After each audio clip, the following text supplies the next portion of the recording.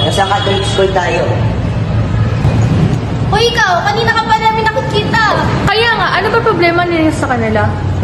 Eto kasi, kanina pa kaming ginugulo ng girlfriend ko. Sabi-sabi na mali daw yung ginagawa namin.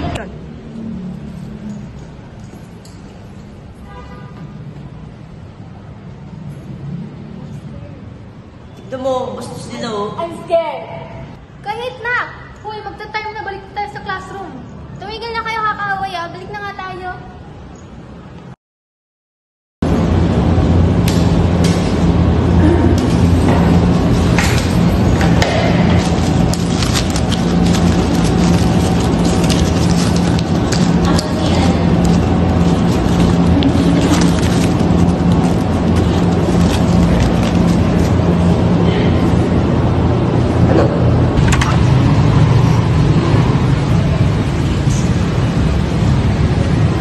Uy, bawal mga bakla dito. Hey! What the hell are you doing to my girlfriend? He's doing it. Are you okay? Oh my God. Are you okay? Renzen!